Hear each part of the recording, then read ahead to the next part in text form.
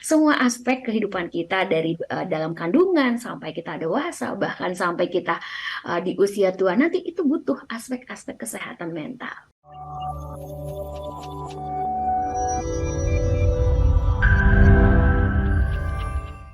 Banyak yang nggak tahu merawat mental itu harus sejak dini atau bagaimana dengan anak kecil, remaja dan juga orang dewasa dan juga orang tua. Ini apakah ada treatment yang beda-beda atau gimana tuh Kak Sulastri? Betul. Jadi merawat mental itu di semua aspek Hmm. gitu ya, mulai dari ibu hamil, makanya program DKI ada pelayanan KIA terintegrasi dengan kondisi mentalnya baik-baik aja apa enggak gitu Hmm. ya. Maka kalau sedang tidak baik-baik saja mereka perlu dikonsulkan dengan psikolog, atau dalam kondisi memang dia butuh berkonsultasi kok perlu curhat gitu ya, Mhm. dia juga dikonsultasikan dengan psikolog. Kenapa? Karena kondisi ibu yang hamil, ketika dia hamil dia mengalami stres, itu pun dirasakan anaknya. Dari Hmm. hamil nih ya, Ya, ya. ya dirasakan oleh anaknya. Begitupun nanti ketika bayi, anak Mhm. ini sudah lahir. Ketika dirawat oleh ibu yang cemas, yang stres, anaknya pun akan merasakan hal yang sama, kecemasannya. Jadi semua aspek usia ini memang ada yang namanya tahapan-tahapan kita menjaga kesehatan mentalnya.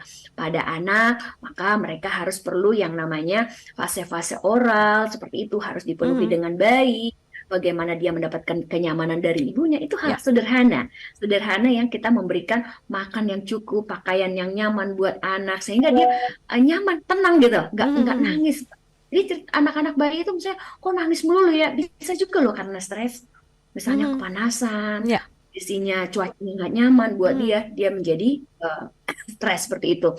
Nah, begitu anak pun akan mengalami hal yang sama Mhm. ketika dia tidak sehat, mulai dari anak, dari bayi ini, ketika dia bergaul dengan lingkungannya pun akan merasa nggak sehat, mengekspresikan hal-hal yang tidak sehat pada lingkungannya. Sampai nanti remaja, sampai dewasa, menikah, punya pasangan, pun ketika dia punya riwayat dari sejak kecil, itu akan mempengaruhi di kehidupan yang berkelanjutan. Mhm. Jadi, semua aspek kehidupan kita dari dalam kandungan sampai kita dewasa, bahkan sampai kita di usia tua nanti itu butuh aspek-aspek kesehatan mental Hmm. gitu.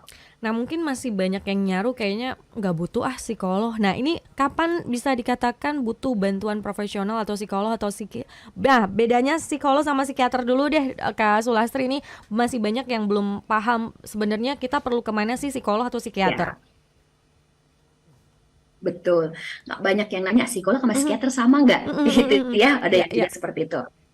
Psikolog dengan psikiater itu berbeda. ya. Jadi kalau psikolog itu S1-nya itu adalah dari sarjana psikolog, kemudian melanjutkan ke magister profesi psikologi klinis gitu ya. Hmm. Nah, psikolog ini pun dibedakan lagi. Ada magister psikologi klinis, ada pendidikan, ada sosial, ada Mhm. industri, ada perkembangan, ada psikolog anak, psikolog remaja, itu pun dibedakan.